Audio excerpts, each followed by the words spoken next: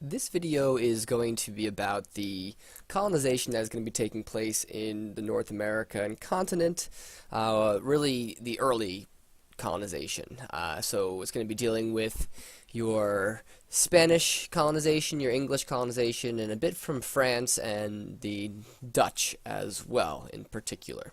This is a really great map that I have found that I want to use to illustrate kind of where we are going to be going with these talks.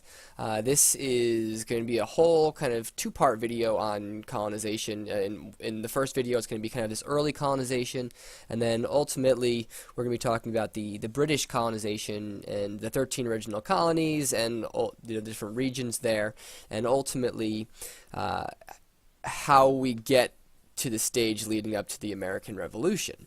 So this map here kind of shows that end product of what the New World is going to look like more or less on the eve of the American Revolution. So this is where we are heading. So now how did we get there? So the first really important thing that we kind of need to talk about in this is that the Spanish, as you remember, they were the first ones here, and they really got the ball rolling with the colonization efforts, in particular in the Caribbean and in South America and in Mexico.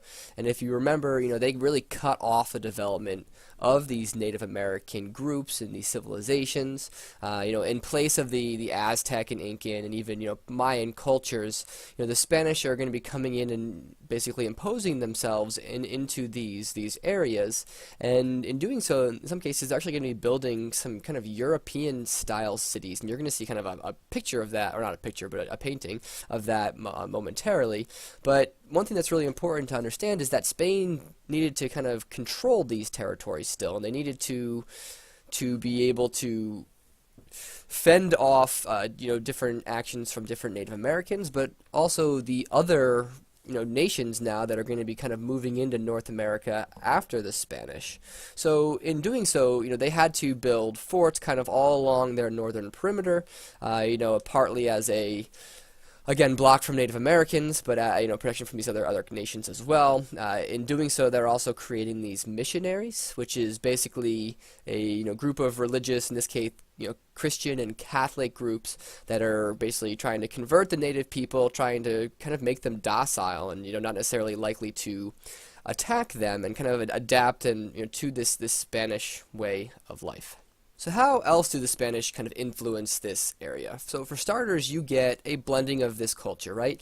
You have this mixing of this Spanish culture and this native culture, and in doing so, you get what's known as these mestizo people, and that it's kind of half-blood, half native, half Spanish, and these people are really just looking to have a good life, and these people are typically building these farming communities that are typically in the northern Mexico and southwestern United States, and they're expanding into these areas just looking to have a living for themselves.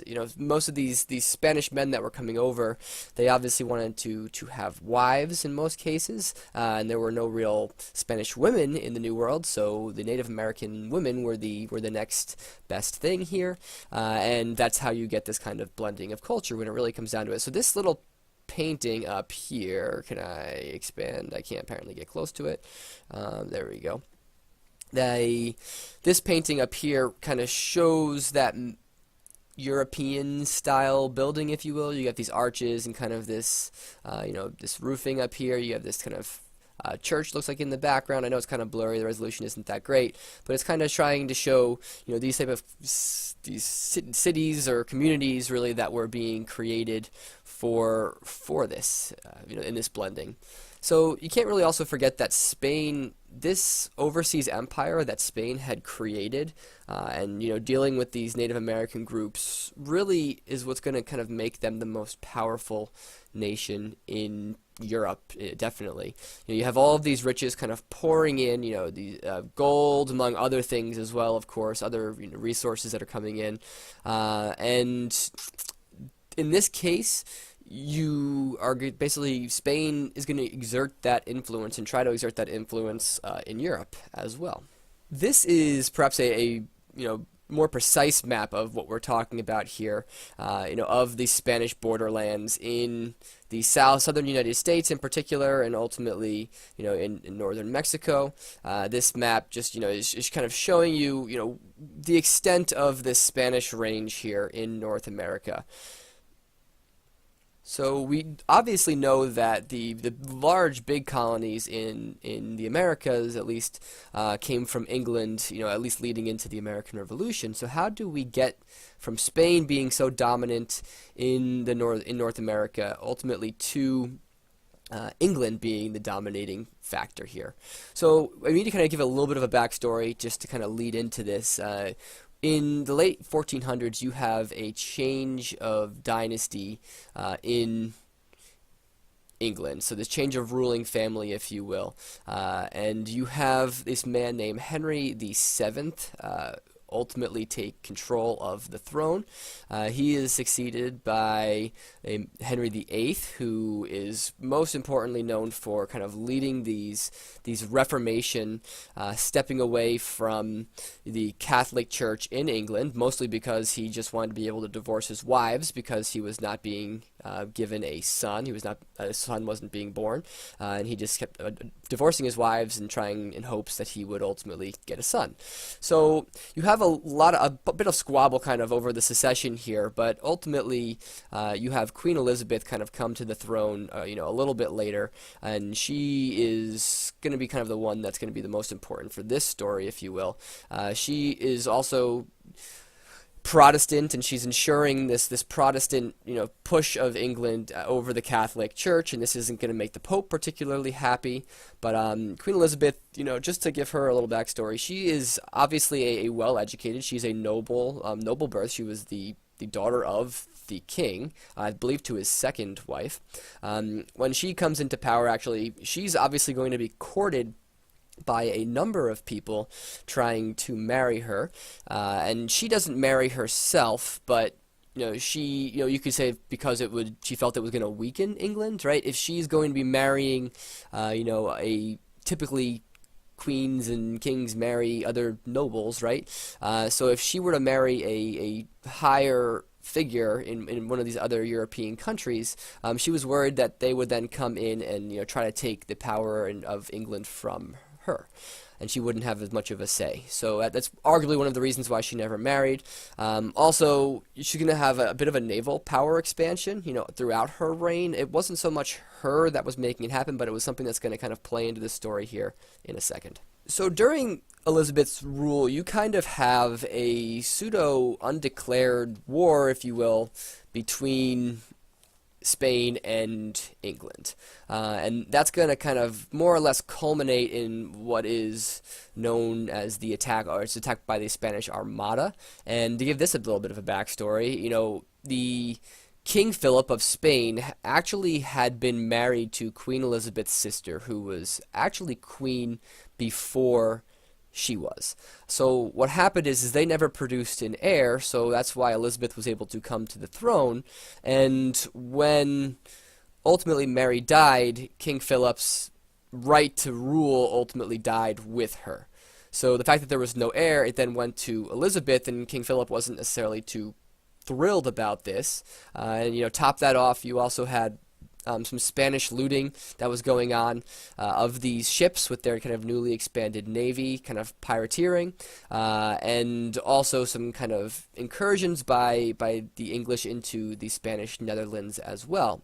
So all of those things kind of made Spain not particularly happy with England, and it culminates in this armada being sent to England, ultimately to invade and basically take over. And this was ultimately backed by the Pope, because again, England had been stepping away from Catholicism. They were still Christian, but they had kind of stepped away and were forming their own church, which didn't make the Pope happy. So he kind of backed this armada and this attack into England, right?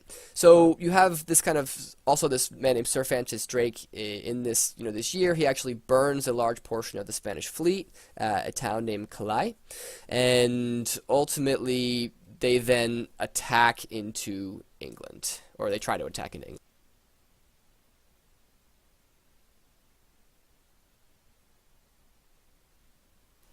So with the door kind of opened now for the British, you get the first major attempts by them to create a colonizing effort into the New World. So the first big one is known as this lost colony of Roanoke, which is technically in North Carolina today. It was Sir Walter Raleigh, this man was granted a charter by Queen Elizabeth to do this, and he sets up this expedition.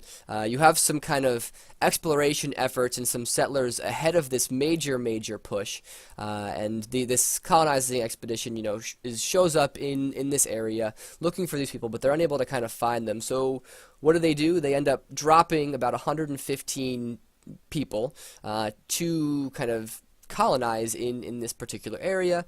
They run into some issues with just the people around them, but also just they're not able to farm, and they're not, the supplies are running low. So ultimately, this man named John White, he returns to England, trying to get help and to bring supplies. So White gets delayed quite a bit, partially as a result of the war that's been going on between Spain and England, and also just the bad weather and it being winter in particular. But he gets delayed, a number of years here, and really it takes him 3 years to kind of return to the area. So when he gets there, what he finds is the colonists are gone.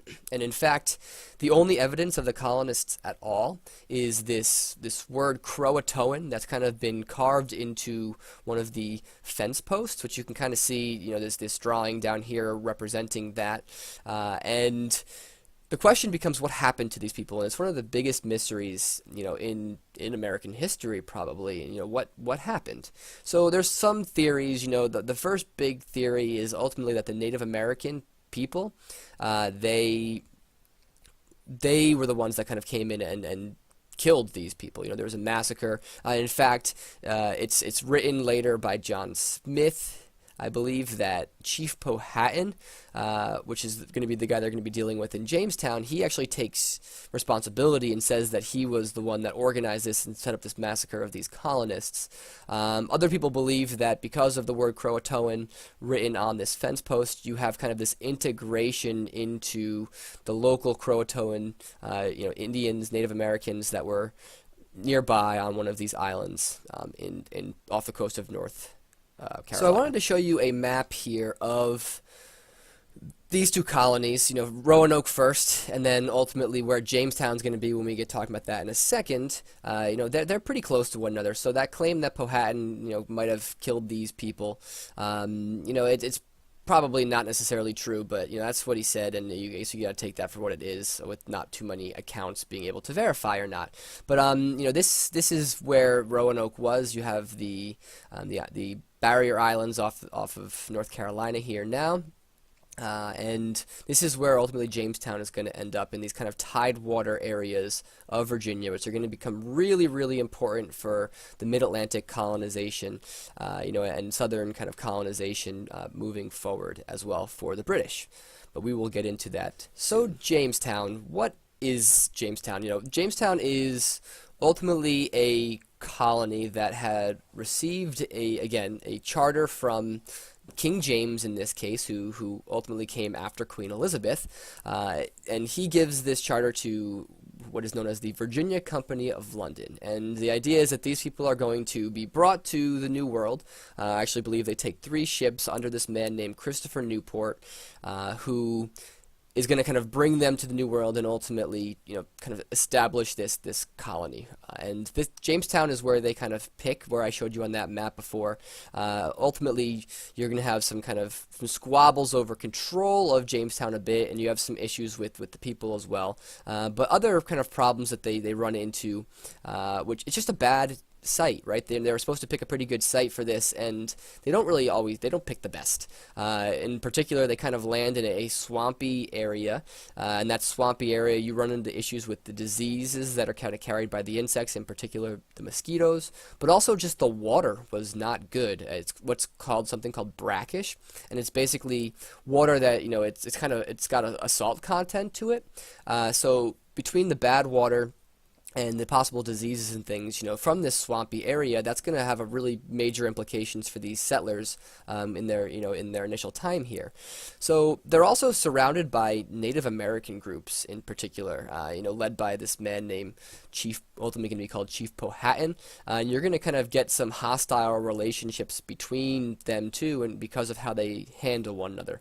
But perhaps one of the biggest issue is that when they first get there, they're there to make money. All these people that signed on for this are part of this company. They're looking to make a profit here, and they want to make money. So they think they're going to be in and out pretty quickly, and they don't intend to stay for a super long period of time. At least most of these settlers anyway. So when they get there, they are looking for gold in particular. So they didn't put the time in to kind of plant crops and such, and it's said that they actually found this whole lot of pyrite, which is what fool's gold.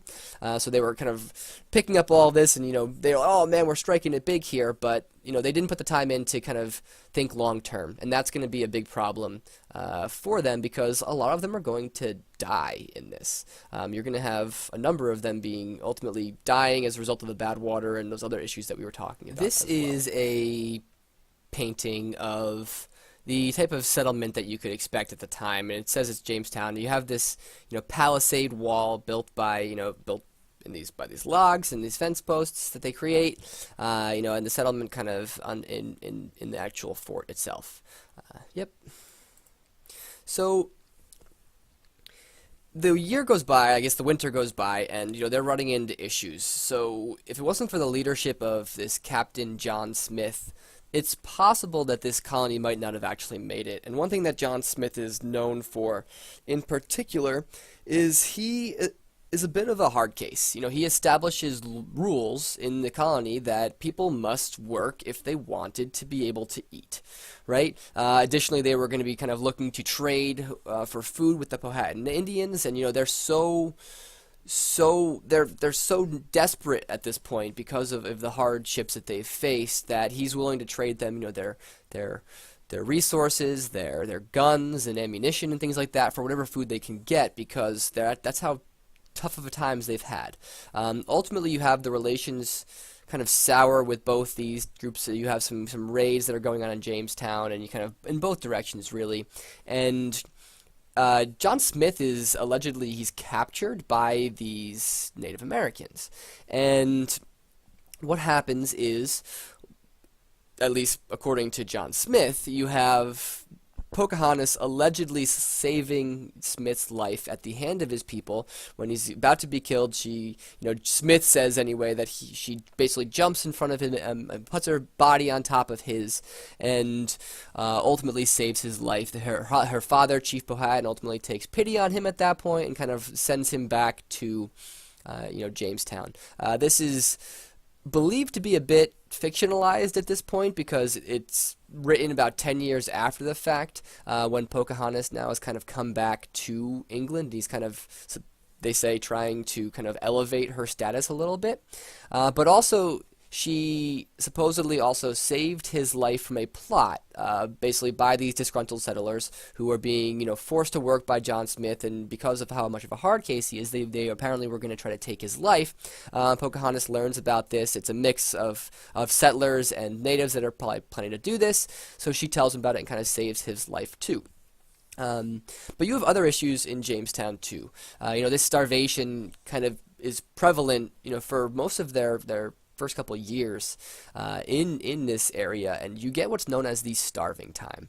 So you have this lack of food and starvation, and it's really important to understand that this colony, in these people's mind, was never really meant to actually grow its own food. In most cases, they were just expected to trade with the Indians, and they were also expected to get kind of a consistent resupply efforts from England, but those resupplies kind of come slower than necessary. Some of them get stalled. They add more people that need to be fed too, and this time period between 1609 and 1610, you have a lot of people die. Only about 60 of the 214 people actually survive the winter, and in these cases are they're eating more or less whatever they could. You have stories of them eating, leather. You have boiling and eating the leather. You have eating rats, dogs and cats if they can get a hold of them. Kind of anything they could to survive here.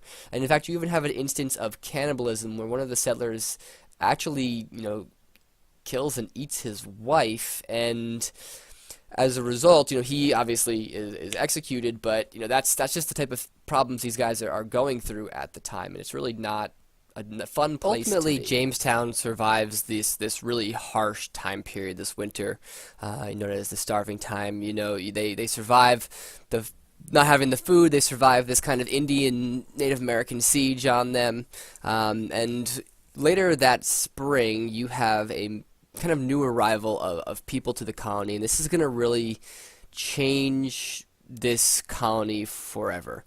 In particular, you have this man named John Rolfe who comes over, and he actually is in possession of some tobacco seeds. The tobacco that had been native to North America was kind of not the greatest tobacco as far as the English felt, and the tobacco seeds that Rolfe had access to were a much sweeter tobacco, and just fortunately for them, tobacco thrives in this type of climate, and tobacco really then flourished, and this is going to be brought back to England and used as this major cash crop, and it's going to kind of ensure the economic stability of this colony going forward, and you have ultimately Virginia expanding now as a result. You're going to get a lot more settlements kind of cropping up all around the area. So this fighting kind of was still going on and existing between the Powhatan Confederacy and these Virginia settlers now. And you still had these skirmishes going on between the two. And in one instance, the Jamestown settlers actually were able to convince another one of the group of natives around there that weren't necessarily super loyal to the Powhatans to kind of come up with this scheme to kidnap Pocahontas, and they do. So they kidnap her, and ultimately during her captivity, she's going to actually learn English. She's going to kind of learn the culture, and she's actually going to marry John Rolfe. And this is going to kind of establish a couple years of peace here between these groups. And you have this is a picture of Pocahontas after the fact when she has now gone back to England, and she kind of comes to be a little bit of a celebrity over there. This is her in her kind of nice with garb Virginia here, beginning to expand mostly as a result of the economic stability that's going to be provided now by the tobacco crops. Ultimately, you're going to need to establish some form of government and group that's going to be responsible for these people coming in, and ultimately that's what you get. You have this House of Burgesses created in 1619, and its role is to make these laws and kind of encourage growth now and more settlers to kind of come to this area. So a burgess is defined really as an elected male representative of a municipality, and that's what you get. You get 22 members, that basically are holding meetings in the colony's church to kind of decide different things about the colony. And another little thing that you have here is the women in this colony. They were actually extremely outnumbered by men. And in most cases, they're outnumbered here 3 to 4 to 1. So you really feel like 3 to 4 times the amount of women than men. And that's going to be interesting because women are going to have a bit more rights as a result of that. Women are going to kind of be able to refuse marriage when they might not have been able to otherwise and such. And the last thing here that we have is dealing with Africans. You have the arrival of the first group of Africans into the New World here, or at least into the British colonies. And the story goes is that you have this Dutch ship that kind of arrives off the coast of Virginia, and with that, they show up and they're kind of hurting. I guess they'd been stuck in some sort of storm and they're really desperate for some supplies and things. And they had actually just taken a number of Africans basically out off of a Spanish vessel. So they offer to trade, and they trade these Africans for these supplies and go on their merry way. But now you have this group of about 20 African servants or people here in Virginia that begin kind of working these tobacco farms. And the role of these people is really what's kind of called into question here, because they're not necessarily slaves, and the reason why people think that is because some of these men are going to ultimately become kind of free players in Virginia after this. So the thought is maybe that they're closer to indentured servants, but either way, this is going to kind of begin this trade and this slave trade, going into the British colonies. And by the 1700s, this is going to kind of completely change. These people are going to lose the right to vote that they have. They potentially could be forced back into slavery, and it's kind of the beginning of that whole flow toward a African slave trade and African slave growth in the New World. This is actually a photograph of a replica of the meeting hall for the House of Burgesses. This would be actually later on when the House of Burgesses had moved from what was the capital in Jamestown to the new capital in Williamsburg, Virginia. But this kind of just goes to show you what type of meeting hall these people were meeting in. I just wanted to take a second to kind of define what an indentured servant is for those of you that don't know. Indentured servant is a person who had signed an agreement to serve a master for a certain number of years in essentially payment for a trip over to the Americas. So basically you would agree to be there for the time, and you'd work for them and kind of be their servant, and when that was all said and done, you'd be a free person in the New World, because it was costly to get over here initially when it first came down to it. And between 1619 and 1624, you have another major influx of people coming in. 5,000 more people or so are kind of sent to Virginia by this company. You still have some issues between the Native Americans and just it being a hard place to live in this kind of new colony before it was completely established. And the company ultimately is declared bankrupt by the king in 1624. And he annuls their charter and ultimately declares Virginia a royal colony. We are going to move north now to the founding of the Plymouth Colony and the Massachusetts Bay Colony, and I want to just kind of show you where that obviously is located. This is a map of the two right here. Just if you are aware of the geography here, this is the eastern end of Long Island. You have Montauk out over here. This is Connecticut, and you would eventually come down to New York and New Jersey over here. So this is Massachusetts, and this is where these pilgrims and the Massachusetts Bay Colony folks are going to now be coming in to establish sort of a religious colony. We have kind of touched upon it briefly, but if you remember, England had its own established church. Under Elizabeth, you had this kind of Anglican church, the Church of England, being established under the Tudors there, and really when it came down to it, you had different beliefs being kind of persecuted a little bit. And one of these groups, these Separatists, they believed essentially that the Anglican Church wasn't reforming quick enough, and they were still kind of attached to some of these kind of Roman Catholic ideals, and ultimately they felt they wanted to, this Reformation to continue even more, and they wanted to separate from this Church of England, and as a result you had, these church officials in England kind of persecuting against these people a little bit. So by being opposed to this and trying to get away from this, they actually set sail for the Netherlands first. And in the Netherlands, they were there for 20 years or so in the early 1600s. But ultimately, you had a group of these people decided this wasn't enough, and they wanted to take a trip to the Americas. So in September 1620, you have a group basically go on this ship called the Mayflower, and they were trying to take the difficult journey across the Atlantic to New York. They had heard that the colonies that were happening there, in New Netherlands, would be a good place for them to go to practice freely, because they figured there would be no one there to bother them. So they headed off across the Atlantic in, these pretty tough conditions to get there, and ultimately they land around Massachusetts off Cape Cod. And they were attempting to go farther south to the Hudson River, but the tides and the weather and the currents really just didn't cooperate, so they had to turn back. But when they came back, they got together on this ship and created something that's known as the Mayflower Compact. And this is really the first kind of time where you have something like this going on, where you have everyone being able to vote, really ensuring these laws for this general good of the group.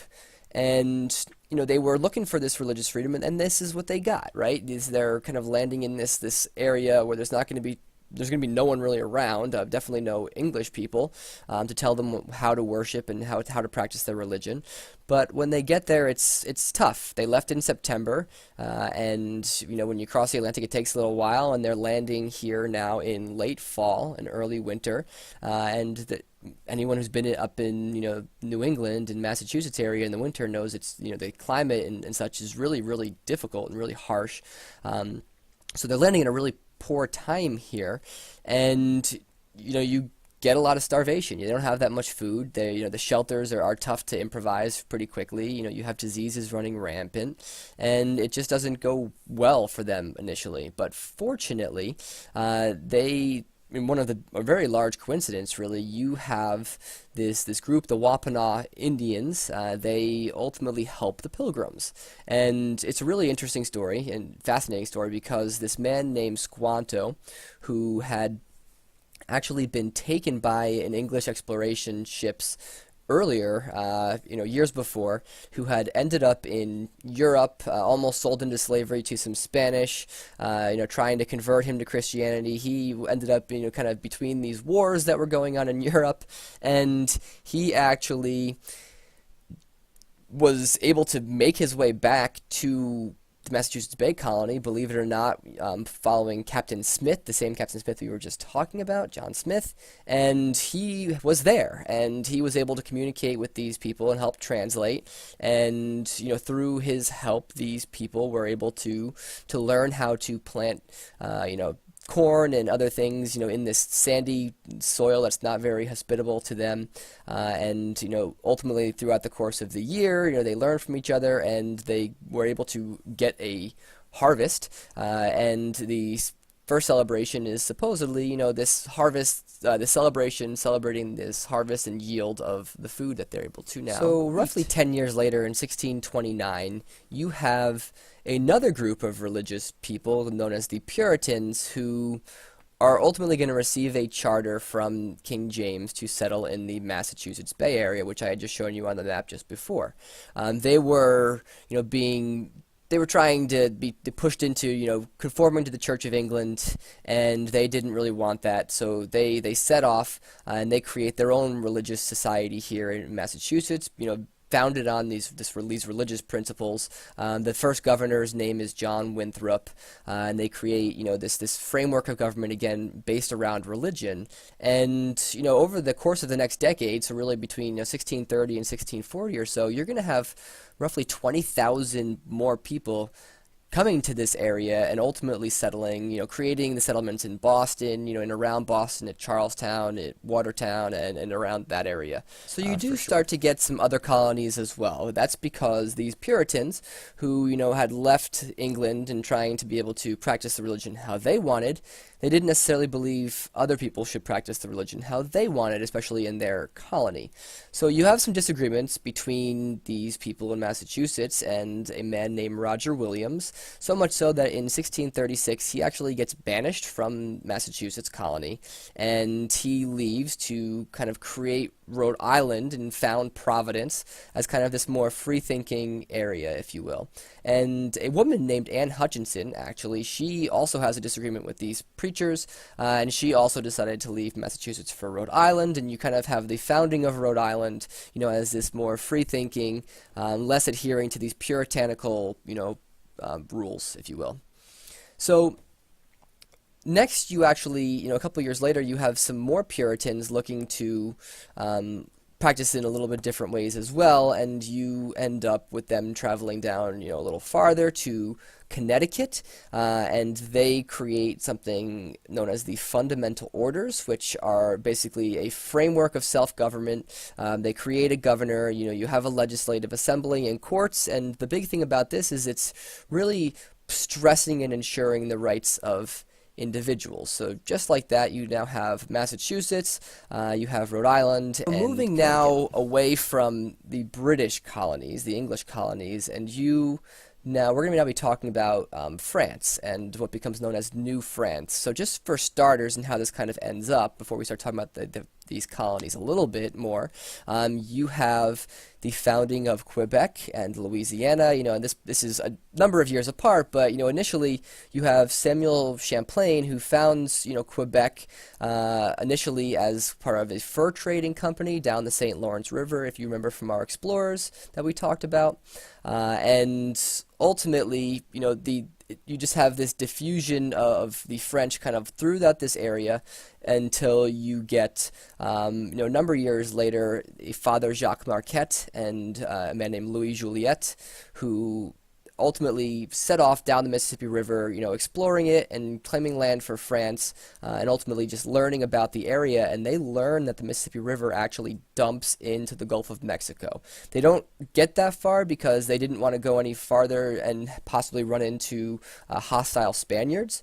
So they turn back, and then ultimately, a couple years later, you have a man named Robert de La Salle, and he pushes farther down the Mississippi River and claims, the mouth of the Mississippi River for France, and he names this area after King Louis, King Louis XIV, and that becomes Louisiana. So life in New France was an interesting one.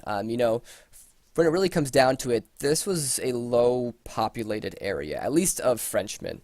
The climate in the winter is really, really rough. That just kind of naturally keeps the population down. You have a population census done in 1672 that you have about 6,700. That's about double what it was 10 years before that, though, so you have this improvement there for sure. But, a lot of these people that you get settling in this area are fur trappers, or you have what's known as I'm going to butcher this, but the coureurs de bois, or translated to these runners of the woods, who are these trappers and woodsmen, living in this area, interacting with the Native Americans there and kind of working together for the most part. Additionally, you had missionaries, coming into the area trying to convert the Native Americans, and, a little bit later in the timeline, you have settlements, cropping up, and the nobles kind of trying to settle these lands a little bit more. And, the relationships that these people had with the Native Americans were important for them because of that trade that was going on. And you had a major relationship between the French and the Huron Indians, the Native Americans, and they became kind of business partners and friends mostly, but you did have some enemy relationships as well with the Iroquois Confederation and the French. And in fact, the Iroquois almost wiped out the French presence here at one point. I believe this painting is meant to be, Father Marquette there and Louis Joliet, potentially at the mouth of the Mississippi River at the Gulf of Mexico, claiming this land in the name of France. It's this romantic depiction of it. And anyway. Lastly, this is a map from about 1700, kind of showing the French territory. It's in French here, but you can see the French territory here. Looks like this is probably meant to be Spain, Spanish territory, and then you have the Virginia colonies and such that were created as far as the map goes. So just interesting to see a map from the time period. And, it's really beautiful, really, when it comes down to it. Just really interesting. So the last places we need to talk about as far as colonization goes in the New World is New Netherland and New Sweden. And right here I have a map for you to kind of see where this is, happening. If you remember, the Dutch are ultimately going to be the ones settling up along the Hudson River based off of Henry Hudson and his exploration, up there. Ultimately, the Swedes are going to kind of settle down here at the southern end of the Delaware River. They're going to set up a fort at modern-day Wilmington, Delaware. And, this is the way it's going to be until about 1655, and I'm going to explain what's New Sweden, basically Sweden was another one of the larger powers in Europe, and this is going to be kind of the territorial height of the Swedish Empire here. And around 1638, actually not around, in 1638, you're going to have a man named Peter Minuit. I'm probably saying that incorrectly, but basically he is going to, through these Native Americans, basically settle the land acquisition and take charge of some of this land, and ultimately help to build a fort at present-day Wilmington. After this, you're going to get an influx of Swedish people, of Germans, of Dutch, of Finnish people actually all working for one of these, again, joint stock companies. And they're going to move into the Southern Delaware River area for really hoping to create an agricultural colony and possibly even fur trading colony as well, to kind of help bring these things, back to Sweden, and I guess harvest the fruits of colonization. Ultimately, this territory is going to be captured by the Dutch in 1655, I believe, once a war between Sweden and the Netherlands breaks out in. This is another great map here, and this shows the territorial extents, of these different European powers in the New World. So, we had talked about Virginia territory down here. Ultimately, the Pilgrim, the Plymouth colony, and then Massachusetts Bay colony as well. You're going to get Rhode Island and then Connecticut. So we just talked about New Sweden, and ultimately now we still need to talk about New Netherlands. So New Netherlands, got its claim, the Netherlands got its claim in 1609 when Henry Hudson, worked its way up the Hudson River and basically explored around this New York metropolitan area of today. In 1614, the Dutch West India Trading Company, who had financed Henry Hudson's trip up the Hudson in his expedition to the New World here, they're going to kind of start bringing in more people, and they're going to actually create a fort named Fort Orange up at modern-day Albany, up the Hudson River a ways, and you're going to start to kind of settle in these lands, mostly for, again, profits, mostly from the fur trade and whatever else they can kind of manage to profit from. So with these interests now in the New World, the Dutch are kind of looking to safeguard those interests, and in hopes of that, they're actually hoping to purchase New Amsterdam, basically, and New Amsterdam is essentially Manhattan Island of today. In 1626, you have this, again, Peter Minuit, actually before he moved down to New Sweden to kind of settle down there. He is able to supposedly negotiate a purchase of the Manhattan Island from the Lenape Indians. And this is for the equivalent, anyway, of 60 Dutch Guilders today. And this is a relatively, pretty small price, and there's a lot of different reasons for this small price that's supposed anyway. For starters, it's not as small as people usually say. People, oh, they traded $24 worth of trade goods, and beads and things like that. It's not quite that simple. The deed has been lost, so we're not really sure exactly what went down here. But later in the writings, it comes down to 60 Dutch Guilders. So when you actually do the math and the inflation changes and equivalents and things like that, conversion, you actually get roughly about $1,000 today.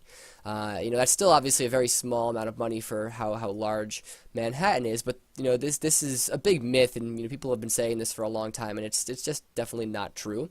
And there's actually an interesting story that goes along with this, in that part of the reason why they think that this happened is that the group of Native Americans that Minuit actually dealt with, these Lenape, were not actually the ones that would have probably laid claim to this if there was such thing in the Native American culture here.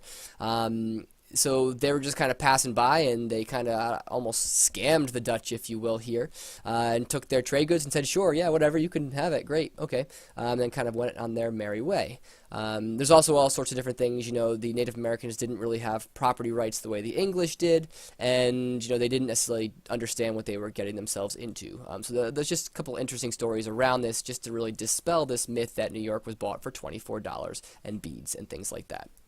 So ultimately, the Dutch in this territory, are becoming friends more with Native Americans. They have that more of the friendship approach with the natives than the Spanish, who are kind of in there doing their own thing, conquering. Basically, the Dutch here, they befriend the Iroquois Confederacy, and you're going to kind of get a little bit of a rivalry between the Dutch and the French and the Huron.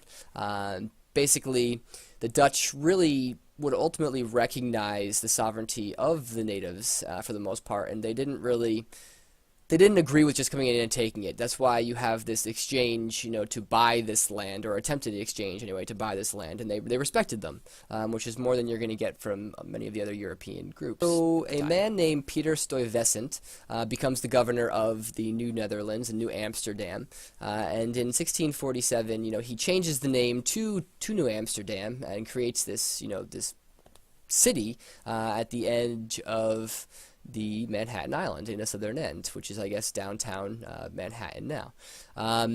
So you had, during his leadership, he's the one that actually goes down into New Sweden and is able to kind of conquer it with some men, ultimately, during this war that these two groups have been having. But this is kind of short-lived also, because ultimately the English come in and they want this territory. So you have King Charles at the time in England, and he basically says to his brother, this land is all yours. I guess you just need to kind of grab it and take it. So sure enough, his brother James, who is going to actually become the king not that long later, he basically comes in, and he's the Duke of York, and he comes in and with this men and ships, basically he comes into the harbor, and he basically comes in demanding a surrender of the fort in 1664. And Peter Stuyvesant at the time, they didn't really have any way to counter it, so it ends up just kind of being signed over to the English here, and all of a sudden you're going to basically give up all of this New Netherland territory to the English, and just like that, these two countries are not going to have their claim anymore in the New World, and that kind of does the final connection now between Virginia heading up toward Massachusetts. You don't have complete settlement, obviously, along the coast there, but now there's, England is in control of this whole territory, heading toward, more toward that map that we had looked at in the very beginning. So that is it for our early colonization here in the New World. I hope you enjoyed, and I will see you next time when we're talking about the British colonies.